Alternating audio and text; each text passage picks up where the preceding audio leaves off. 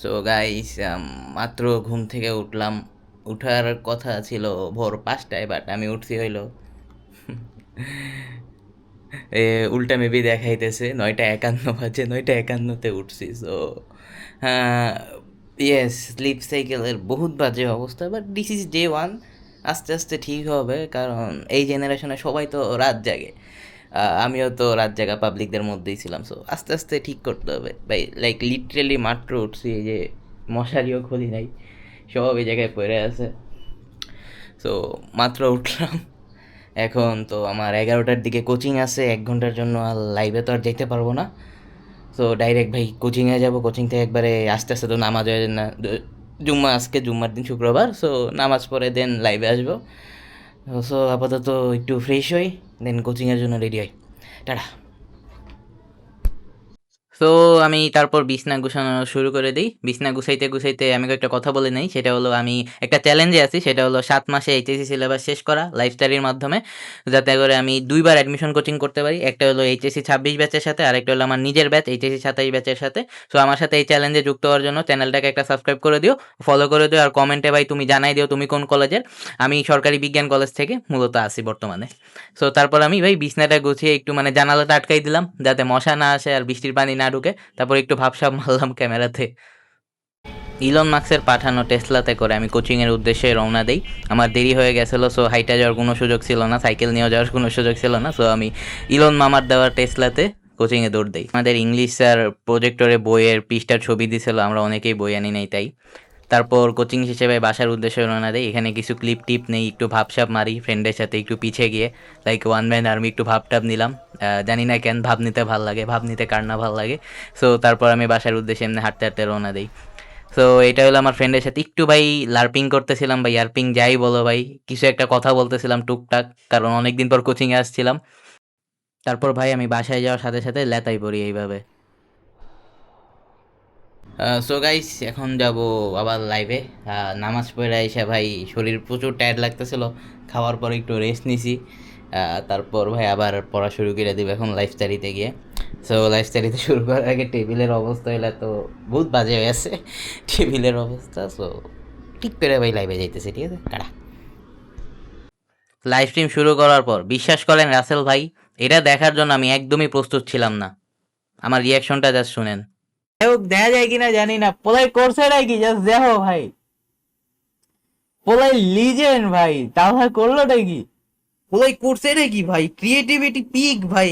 এত ক্রিয়েটিভিটি নিয়ে ঘুমাস কেমনে ভাই? রাখস কই? এই তো আমার মধ্যেও নাই। তুই রাখস কই এত ক্রিয়েটিভিটি? পোলাই করলো নাকি? ও হলো আমার লাইভ স্ট্রিমের one of the most oldest subscriber. ও আমার থাম্বনেল কপি মেরে দিছে। যাই হোক, ওর চ্যানেলে পরে কপিরাইট স্ট্রাইক মেরে দিছি উইদাউট এনি ডাউট। তো যাই হোক, তারপর আমি পড়া শুরু করে দিই। এখানে মেইনলি আমি অনলাইন ক্লাস করতেছিলাম আর নোট করতেছিলাম সাথে সাথে। এখন চলতেছিল বিকাল টাইম, পাশে জানালা আছে, তাই ওই দেখে বুঝতে পারছি সূর্য প্রায় ডোবা ডোবা একটা অবস্থা, মাগরিবের সময় শুরু হয়ে যাবে।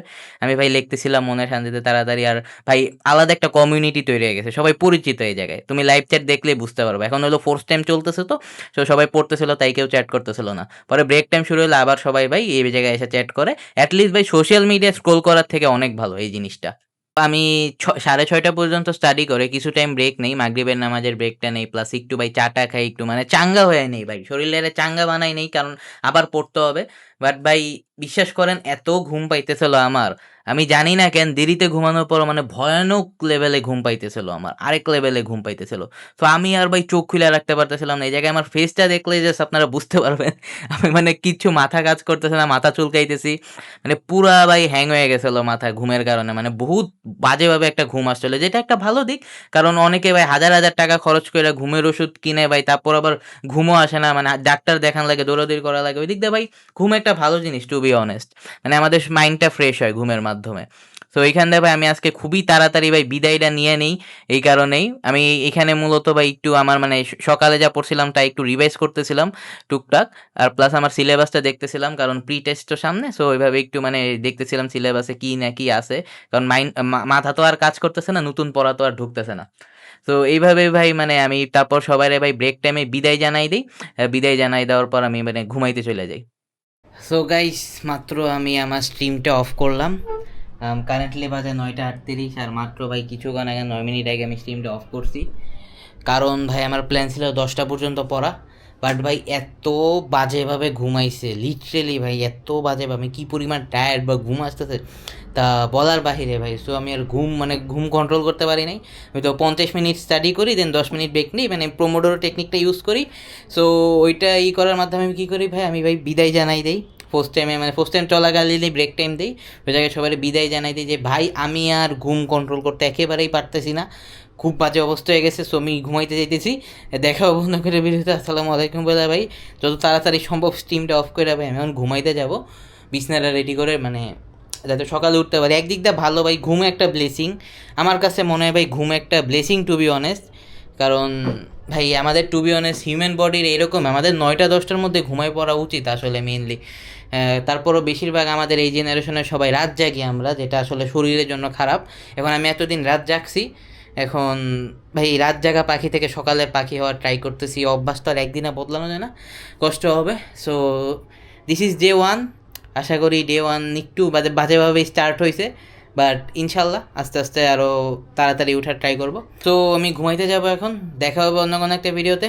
ভিডিওটা ভালো লাগে লাইক কমেন্ট অ্যান্ড সাবস্ক্রাইব করে দিও। দিলেন tata, bye bye, have see you later and peace out. আল্লাহ হাফেজ ভাই, প্রচুর বাজেভাবে ঘুমাইছে আমার।